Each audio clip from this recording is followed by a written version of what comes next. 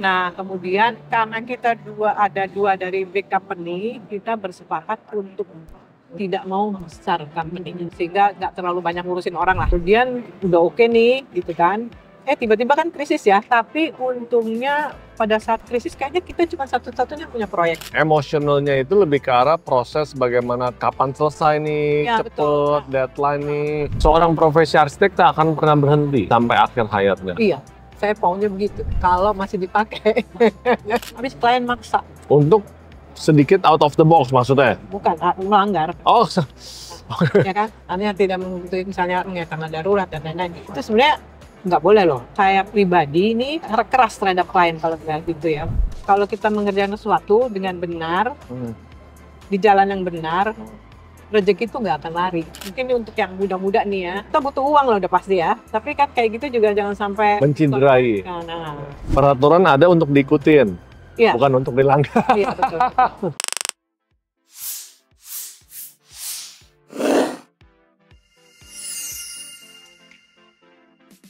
Selamat datang Bu Cikita, terima kasih. Terima kasih juga sudah diundang. Ya, jadi banyak yang nggak tahu bagaimana sejarah perkembangan dan perjalanan Arsitekton 5 ya. Dari seorang Bu Cikita dalam part of Arsitekton 5 tuh, kalau boleh sharing tuh sebenarnya bagaimana nih? Oh, oke. Jadi awalnya kita sebenarnya kan pertemanan. Oh, oke. Teman waktu kuliah Di UI. Oh, oke. Jadi sebetulnya awalnya bukan dari dulu tiba-tiba tercetus gitu karena misalnya ada satu partner saya dari perusahaan yang besar, saya pun dari perusahaan yang besar sebelumnya. Kemudian kita merasa bahwa kok kalau udah terlalu besar gitu perusahaannya, kita touch sama desainnya kurang. Oh, oke. Gitu. Jadi satu partner saya dari Arkonin, saya dari Airmas. Gitu kan? Kok kayaknya sementara kita nggak pengen yang seperti itu. Kita lebih suka mendesain gitu ya, lebih ke arah. Jadi kalau perusahaan-perusahaan besar ya, proyeknya besar, mega perusahaan ini ya, lebih banyak koordinasi. Oh, Ya oke. kan?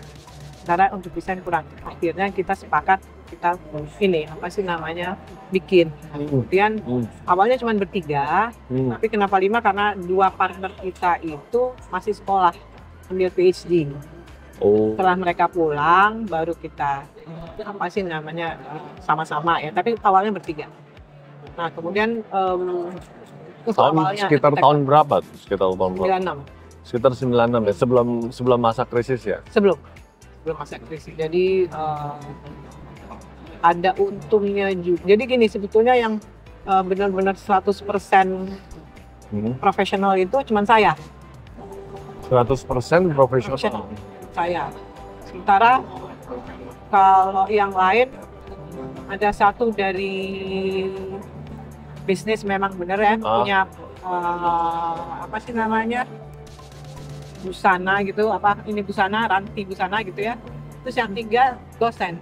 Oh. Nah, kemudian awalnya sih ini boleh langsung buka ya. Awalnya nih agak sulit ya, karena kan saya dari profesional, kemudian ada yang dari dosen gitu ya. Agak beda kan cara berpikirnya. Oh iya. Maksudnya apakah terlalu akademik atau? Iya, terlalu gitu. Tapi dengan begitu justru kita justru jadi ada saling mengisi. Oh, gitu. Hal-hal yang insight yang orang akademik berpikir seperti ini, orang profesional berpikir seperti ini, orang berpikir seperti ini. Jadi artinya saya pun dapat dari mereka pun dapat dari saya, gitu kira-kira gitu. Jadi awalnya saya terlalu komersial gitu loh kali ya, berpikirnya bukan terhadap uang, bukan. Terhadap desain. Betul. Gitu kan, jadi biasanya sementara mereka, kenapa begitu? Harusnya out of the box dong, kira-kira gitu ya. Oh iya ya, benar juga ya, karena saya dulu udah terpaku. Nah itu dia tuh, terpaku oleh big company, big firm yang terlalu. Iya betul. Nah, terus dengan begitu makanya jadi saya pikir saya ada progres juga dengan berteman, dengan berpartner dengan ini, kira-kira gitu sih. Nah, kemudian karena kita ada dua dari big company, kita bersepakat untuk tidak mau besar company, sehingga nggak terlalu banyak ngurusin orang lah, kira-kira begitu ya. Oh, oke. Terus itu sama kita awalnya sepakat juga jangan berantem masalah uang. Soalnya walaupun kita berteman, biasanya tuh uang tuh jadi ini kan, sumber ya. Akhirnya kita sebelum itu kita ini dulu merumuskan lah apa-apa itu. Ada ART-nya nih. Ya antara kita gimana, akhirnya ya udah setelah selesai, udah baru kita jalan. Kira-kira gitu sih, itu sejarah arsitektur. Itu sekitar dari tadi 96 akhirnya tercetuskan tuh maksudnya butuh waktu setahun kah? 2 tahun atau terus masa-masa pas masuk kerusuhan tuh? Oh gini, nah sebelum saya keluar dari Atmas, gitu ya, kan udah firm dong di situ enak kan? Oh iya. Fasilitas, gaji gede gitu, kira-kira gitu ya? Cikini kan? Iya. Waktu itu di ini Betung.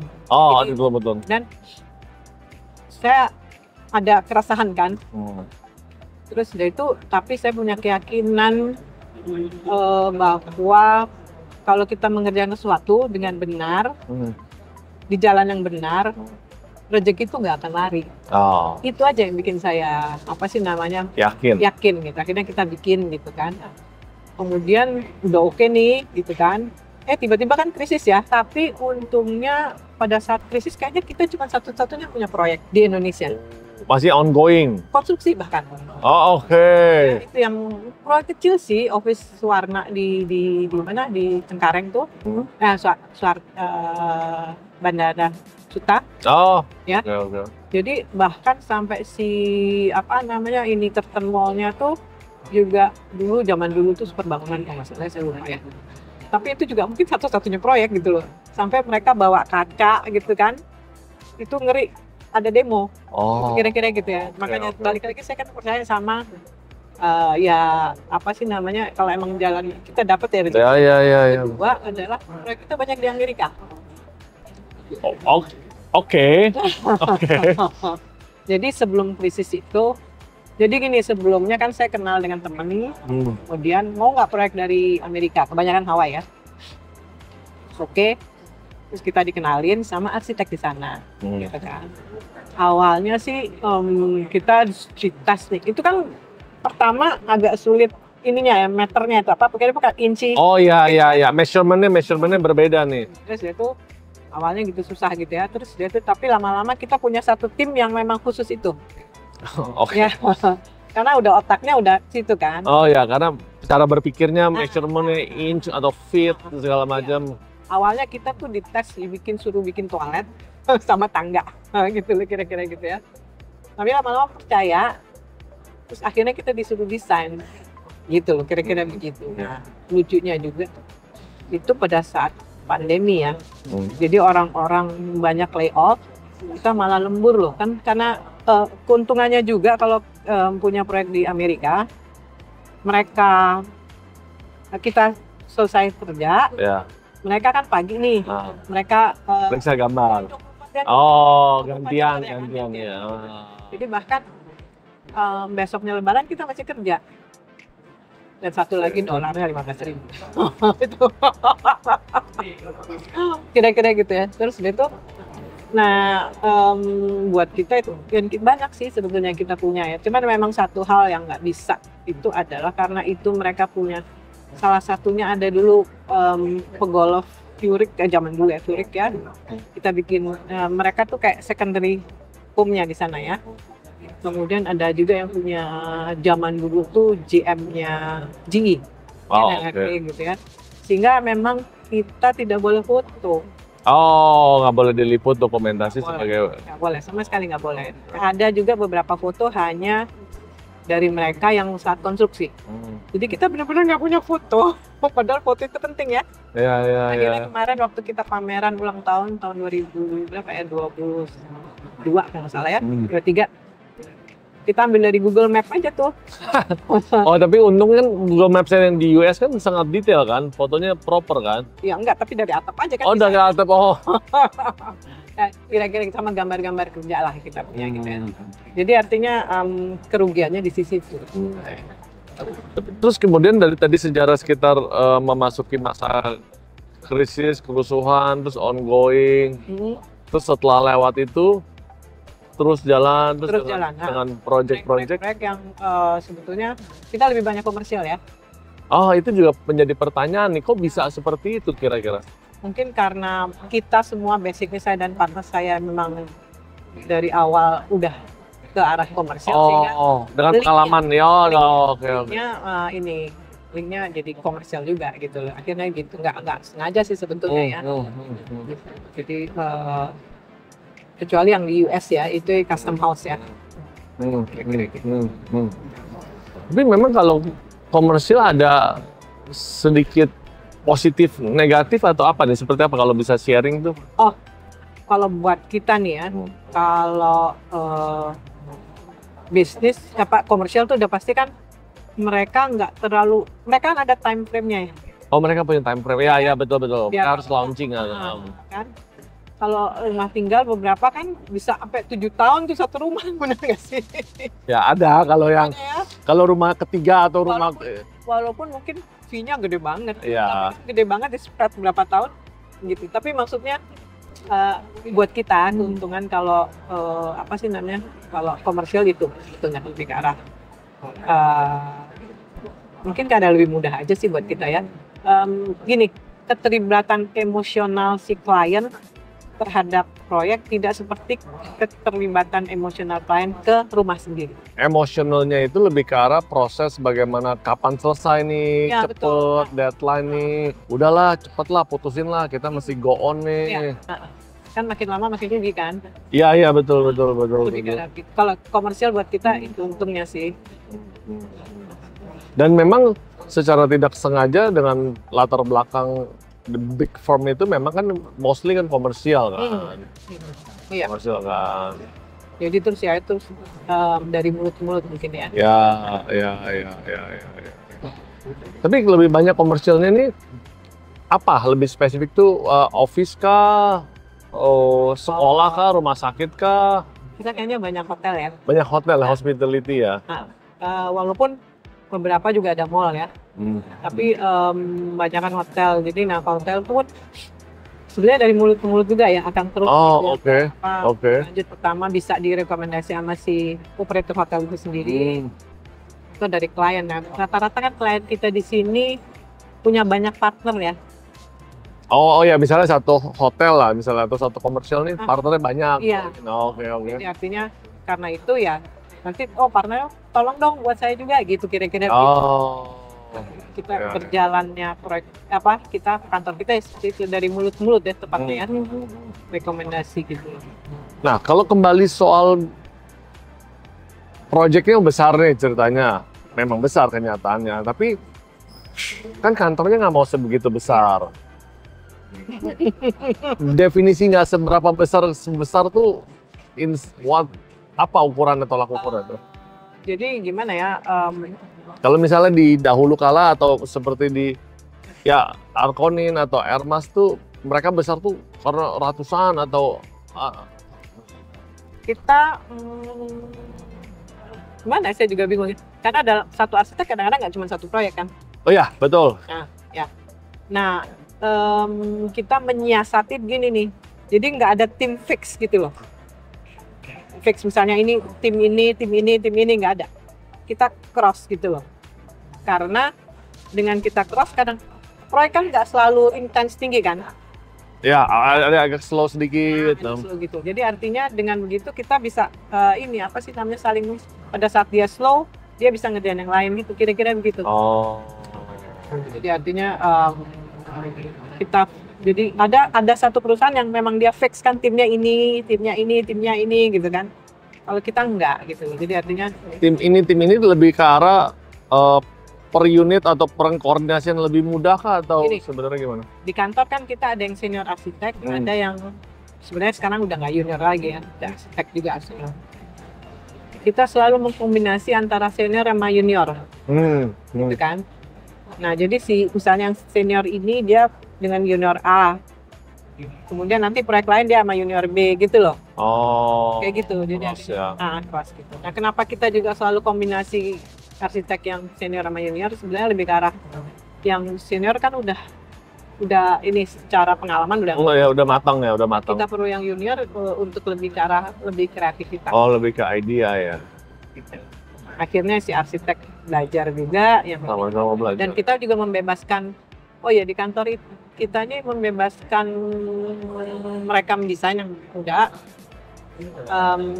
Kita bisa saling mengkritik loh. Oke. Gitu. Jadi artinya dan biasanya kita kalau ngasih ke klien itu kan lebih dari satu ya opsi. Oh ya. Jadi saya pun suka ikut, ada yang junior ikut juga gitu ya. Kalau emang dia yang dapat ya nggak apa-apa juga gitu. Artinya dia yang di proyek desain dia yang disukai nggak apa-apa juga gitu. Jadi lebih terbuka mungkin ya. Tapi berarti kalau kayak begitu, in terms of manpower tuh emang konteksnya berapa banyak sebenarnya? Awalnya tuh sempat sampai maksimum 30 sempat ya. Sekarang sih 20 termasuk drafter termasuk. Tapi 30 karena sempat itu karena begitu banyak sekali hektik atau? Kayaknya waktu kapan ya? Iya kayaknya siap setelah pandemi ya. Setelah pandemi ya. Kemudian terus sekarang kita nggak sampai 30 juga sih sebetulnya.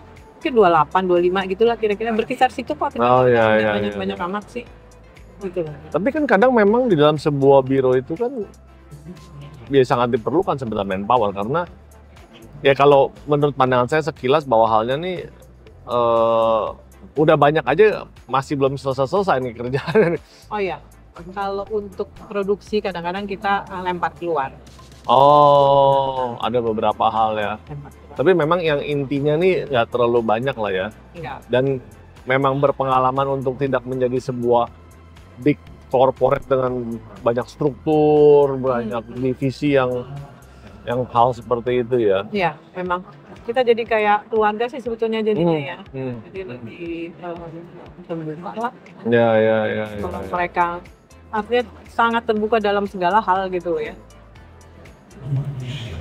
Ya oke. Mereka kritik saya juga boleh gitu loh.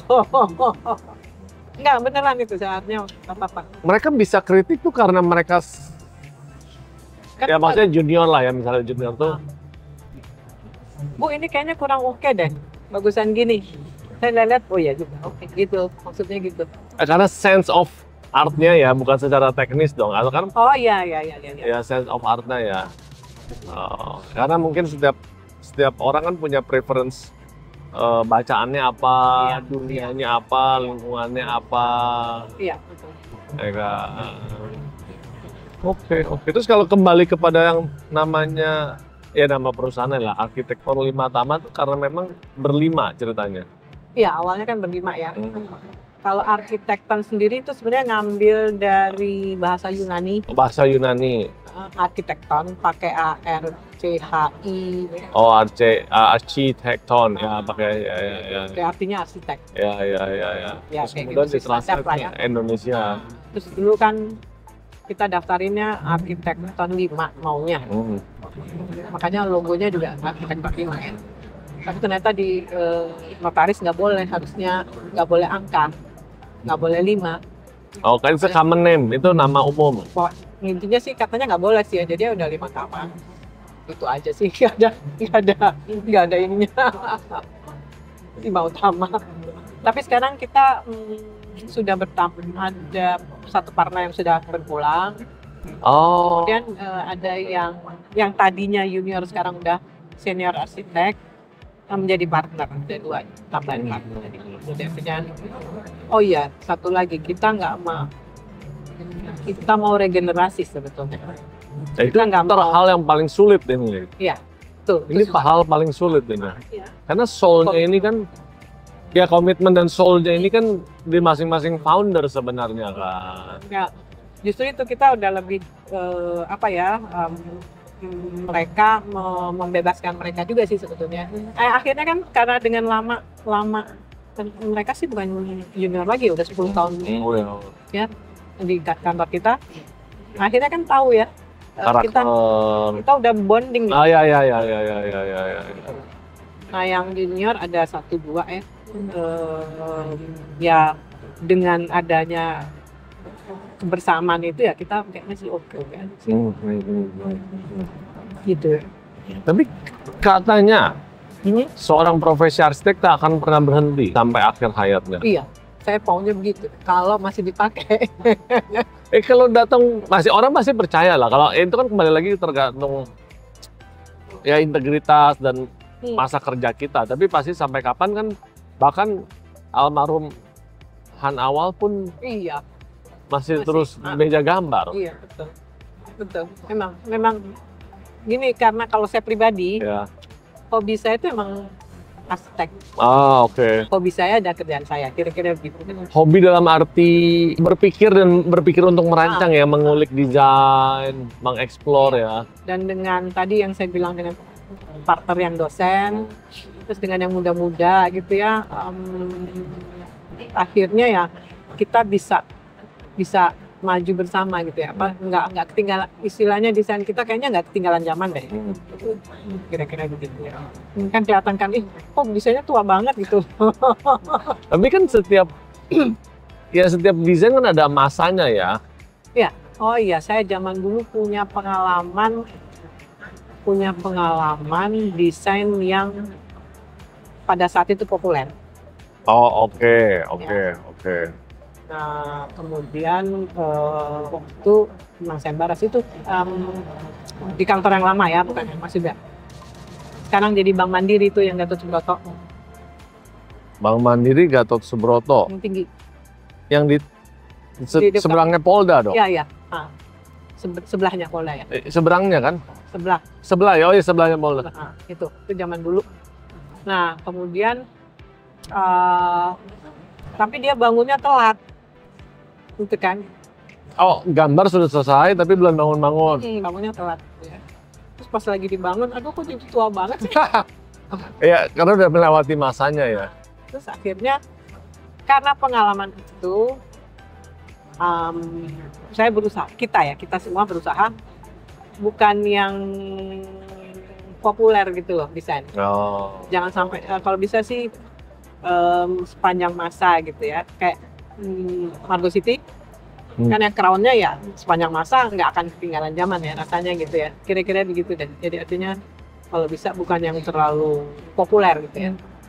Tapi bicara soal lagam arsitektur ya, saya recently ini adalah assignment dari Karya Deka.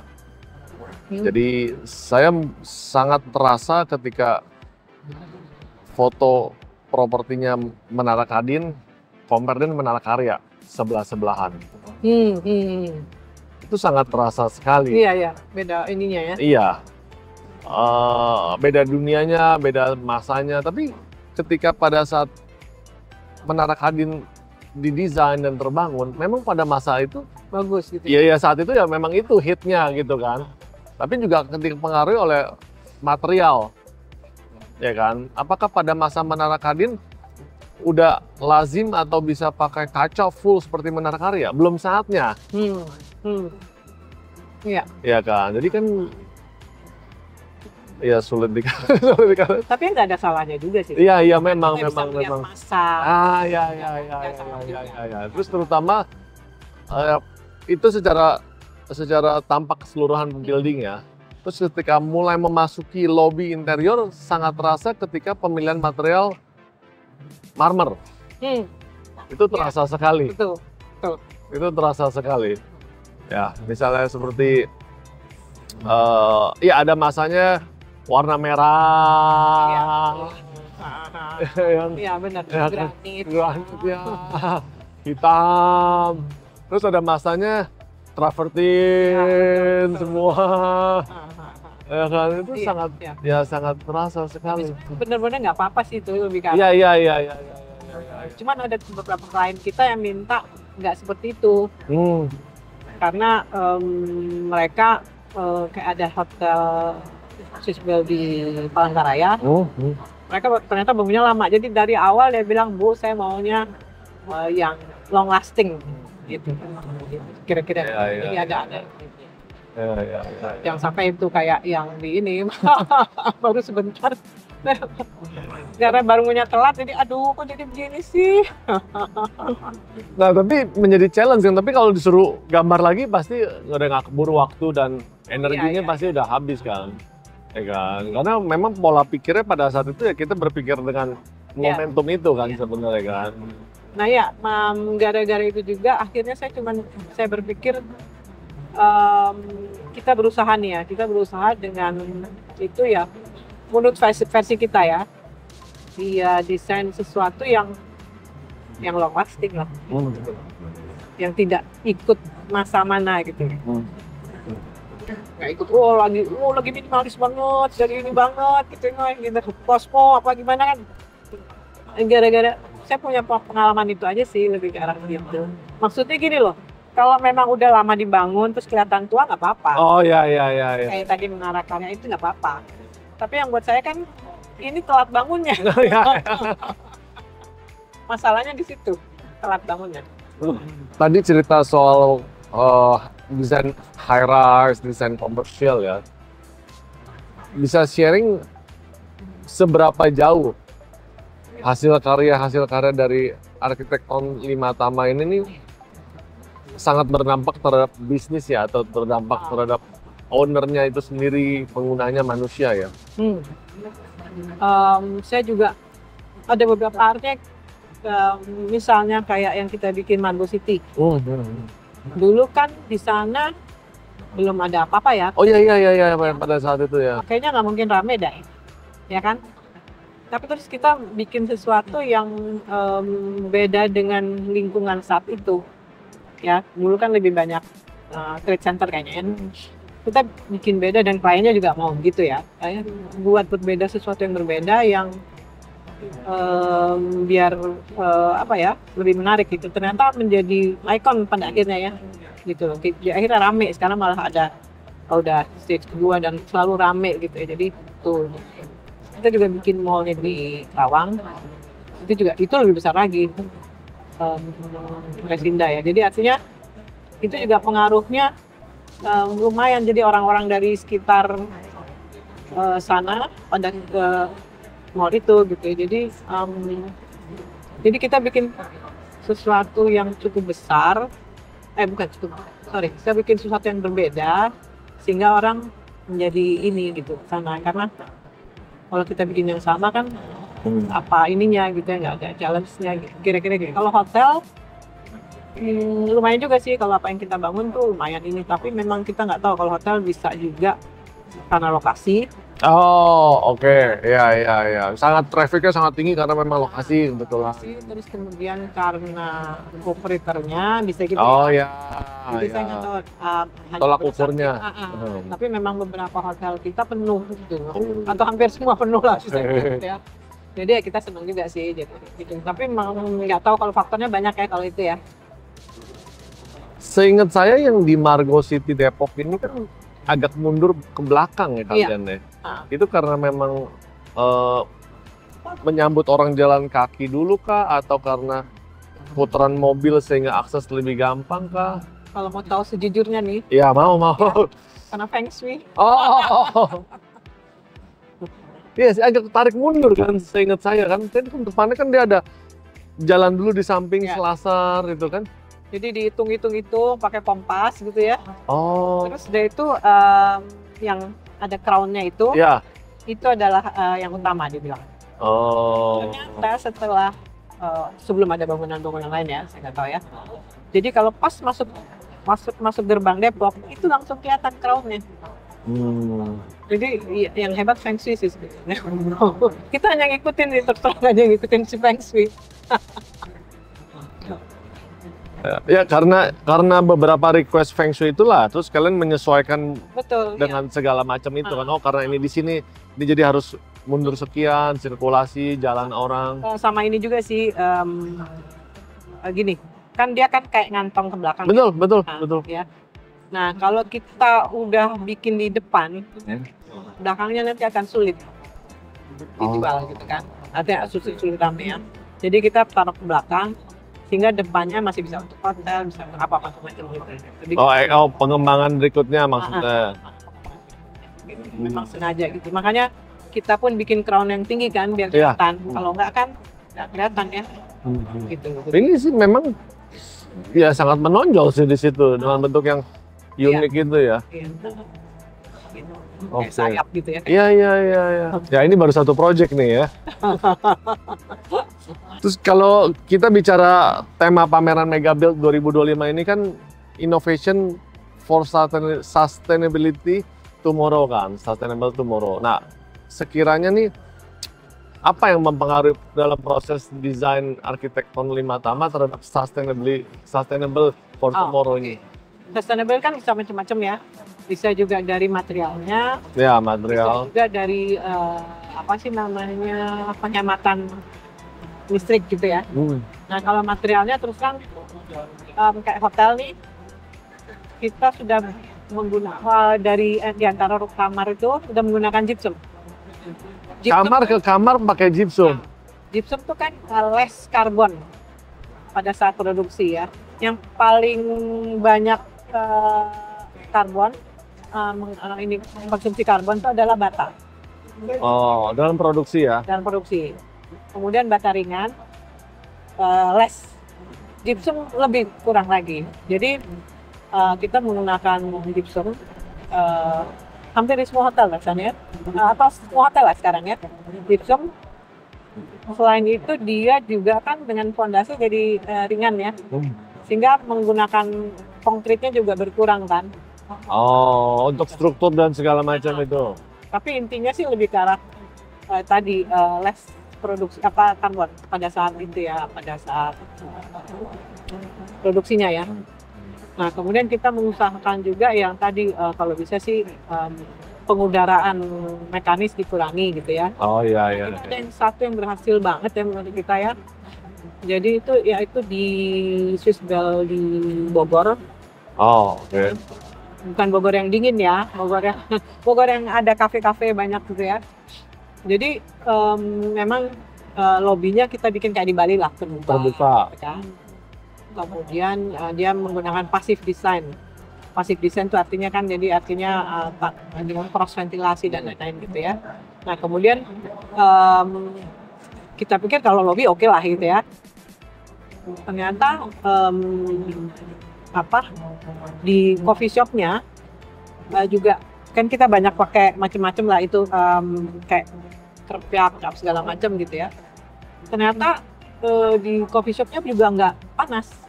Oh. Padahal atasnya ada ballroom kalau nggak salah ya. Kalau di lobby tinggi, tinggi sehingga kalau itu udara panas ke atas, kemudian di atas kita pakai terawang, jadi kan itu oke lah. Tapi kalau di coffee shop ternyata dingin gitu ya, dingin artinya tanpa AC pun nggak panas, sehingga klien mau nggak mau AC yang sudah dipasang, mereka harus nyalakan kalau nggak salah sebulan sekali kali ya. Oh karena ini terpaksa, bukan karena kebutuhan. Untuk biar nggak rusak kan AC-nya, gitu loh. Jadi kita menggunakan itu. Jadi ada untuk positif negatif tekanan udara, gitu ya, sehingga benar-benar cross ventilasi sih sebetulnya. Jadi artinya itu menurut kita kalau ke atas sih udah kamar gini. Sebetulnya kamar hotel juga bisa loh tanpa AC. Ya. Tapi rata-rata operator nggak mau. Pasti. Ya. Terus akhirnya nanti orang yang pakai jaket panas padahal nggak sih sebetulnya. Tapi mereka nggak mau, ya udahlah. Tapi minimal yang di itu sukses sih kalau saya bilang sih di. Ini sih sangat menarik ya. Ketika taruh di lobby sangat mengurangi karena lobby kan ada orang nggak ada orang pasti mesti nyala AC. Kalau di kamar kalau ada orang baru nyala AC kan. Dan berarti ini it truly works. Iya betul. Sebenarnya coffee shop lebih ini lagi. Kalau lobby masih tinggi lah dia ya. Oh. Ya. Dan benar-benar lobang gitu ya kayak cross banget gitu ya. Kalau coffee shop sebetulnya bisa nggak ini gitu lah. Jadi artinya oke juga nih. Ya tadi sebenarnya kita menggunakan elemen sehingga sini tekanan positif, sini negatif gitu. Oh. Benar-benar kayak istilahnya apa? Fisika bangunan ya. Ya, ilmu fisika bangunan. Ya, itu kan yang memang sudah diterapkan oleh desainer Belanda juga ketika dahulu rumah-rumah itu kan. Betul. Mereka kan udara masuk dari bawah, ada jendela di atas. Ya. Ya. Itu sekarang dikombinasi dengan atap-atap yang tinggi, di dalam atapnya ya etik gitu. Tapi kan untuk meredam panas nggak ditangkap di situ. Oh iya, salah satu partner kita ada yang memang dia ahli fisika bangunan. Oh. Jadi waktu dia bikin Satgas di Dan Mogot, dulu nggak pakai AC, nggak dingin, nggak akan panas. Karena dia menggunakan di bawah ada udara terbuka, ke atas kan ceilingnya tinggi tuh. Ya. Tapi nggak tahu sekarang kenapa jadi pakai AC ya? Ada mungkin tambahan ruangan ya? Ya. Manusia modern kan terbiasa dengan AC. Ya kan. Terus kemudian kadang-kadang yang menjadi disadvantage kalau nggak pakai AC dan terbuka ini adalah debu. Tapi kan kayaknya itu nggak pakai AC ya, di ruang tengahnya itu saya lupa. Kayaknya nggak pakai AC tapi sekarang. Ya itu kira-kira itu sih kalau dari yang mengenai sustainable itu ya. Sustainable. Jadi usahakan, oh ya, satu lagi misalnya elemen-elemen itu kita menggunakan di beberapa proyek ya, menggunakan plastik recycle. Oh. Nah, jadi artinya untuk elemen dari rotan plastik. Oh, oke. Furniture-nya Bukan, atau bisa screen apa. Oh. Jadi artinya. Oke. Di Tribe Hotel di Bali tuh kita banyak menggunakan screen ini, apa sih namanya, di tempat kan, yaitu dari recycle plastik. Ya, sangat. Kira-kira begitu deh. Oke. Memang ya luar biasa ya. Ya, berusaha. Mungkin ada terakhir suatu hal apa yang dengan perjalanan berapa dekade ini nih bisa memberikan lah inspirasi untuk bisa sharing lagi untuk kami mendapat lebih banyak pencerahan. Mungkin ada yang saya belum sempat ngomong ya. Apa nih? Saya juga asesor untuk license ya. Oh, oke. Jadi sering juga mereka bilang, kenapa kok nggak ngikutin standar gitu kan, pasaran misalnya SLF gitu ya. Habis klien maksa. Untuk sedikit out of the box maksudnya? Bukan, melanggar. Oh. Ya kan, artinya tidak mengikuti misalnya tanggap darurat dan lain-lain. Itu sebenarnya nggak boleh loh. Saya pribadi ini keras terhadap klien kalau kayak gitu ya. Jadi ada sempat nih satu proyek ini saya bilang, ya udah kalau gitu kita mundur jadi arsitek. Saya bilang gitu. Akhirnya kliennya ya udahlah gitu. Minta maaf. Oke, good. Mungkin untuk yang muda-muda nih ya, kita butuh uang loh udah pasti ya. Tapi kan kayak gitu juga jangan sampai menciderai. Nah, jadi tolong mungkin secara ini yang memang harus sesuai aturan. Karena kenapa saya sangat keras itu ya. Ingat nggak zaman yang kebakaran zaman dulu kerusuhan sebelumnya kita punya klien yang hotelnya di Palangkaraya. Dia punya mall di Banjarmasin. Ya. Terus itu kebakaran semua kan di atas. Itu berdampak. Ternyata setelah dihitung itu tangganya kurang, tangga darurat. Jadi nggak sempat lari. Iya, artinya nggak sempat evakuate. Ya, jadi artinya buat saya bukan kita yang desain ya, bukan kita. Tapi maksudnya saya dengar berita itu, jadi kita sebagai arsitek harusnya tahu itu juga ya. Tanggung jawab beban moral. Kecuali kalau misalnya kita udah hitung benar, segala macam, udah sesuai aturan, terus tiba-tiba terjadi ya nggak mau ya. Tapi atau misalnya kita udah desain benar, terus tiba-tiba itu ditutup atau dihilang, itu bukan salah kita lagi ya. Nggak ada beban moral gitu loh. Tapi kalau kayak gitu kan rasanya, ternyata itu tangganya kurang. Waduh, kayaknya saya sebagai arsitek untuk proyek, misalnya untuk itu, saya tuh ngeri juga loh. Itu kira-kira itu pesan-pesan itu. Jadi kalau bisa peraturan ada untuk diikutin, bukan untuk dilanggar. Iya betul. Terutama untuk kebakaran ya, Selamatan ya. Sama etika. Etika juga etika arsitektur ya. Kalau bisa jangan kayaknya etika dalam segala hal ya. Kita jangan sampai mencederai etika itu aja sih. Atau karena zaman sudah berubah, sekolah juga sudah berubah, lulusan setiap tahun juga semakin banyak, jadi sangat berlomba-lomba sekali gitu. Boleh sih, nggak apa-apa, tapi ada etikanya gitu aja. Ya kan, maksudnya kita jangan sampai apa sih namanya, mencederai aja. Iya, sih. iya. Iya. Saling menghargai aja sih. Oke, luar biasa. Luar biasa sekali. Semoga bermanfaat. Terima kasih banyak loh Bu Cikita. Sama-sama. Luar biasa. Tercerahkan saya.